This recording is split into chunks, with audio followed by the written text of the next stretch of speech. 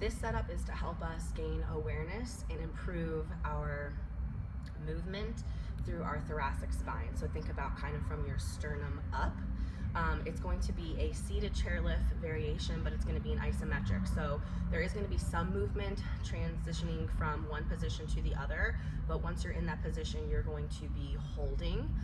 So we want to find a seat that's going to be at about, your hip crease is about 90 or slightly above, as long as you don't have any pain. We want to have feet about hip width apart, maybe a little bit wider, and heels directly underneath the knees. We want to start by building intensity from the floor up, so we want to have good equal pressure throughout the entire surface area of our foot. And then from here, because we are focusing on this part of our body, I want to block at the pelvis. So to block at the pelvis, I'm going to intentionally drive myself into an anterior tilt, and I'm going to hold here. So throughout the whole movement, both part A and part B, I'm going to maintain this anterior tilt.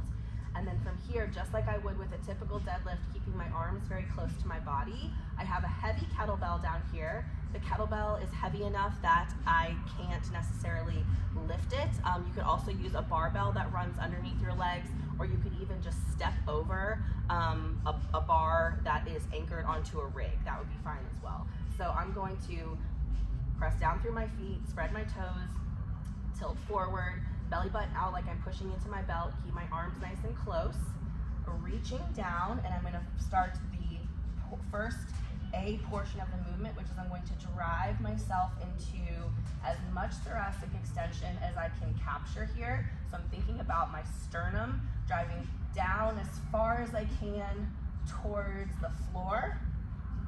I'm breathing normal, and I'm holding here. I want to contract all of that tissue around my spine. Like if my spine was a hot dog, my erectors are like a hot dog bun, and I'm really trying to push through between my two arms, and I'm using that kettlebell as an anchor. So time and intensity is going to be programmed. So this is part one. Part two is you're going to transition, maintain the pressure in your feet, maintain the intensity in your legs, maintain that anterior pelvic tilt, and then focus on flattening out into neutral here, in through your upper back, draw the head back. You're not going into flexion, and you're going to just hold here. So everything that was contracted is now going to be held at neutral, and you're just going to squeeze and hold in this position here. Continue to try your best to breathe normally. Check in on the pressure through your feet. Check in on your anterior tilt.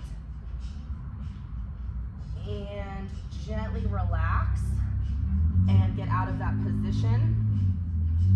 This can be done for various durations and various intensities that will be programmed.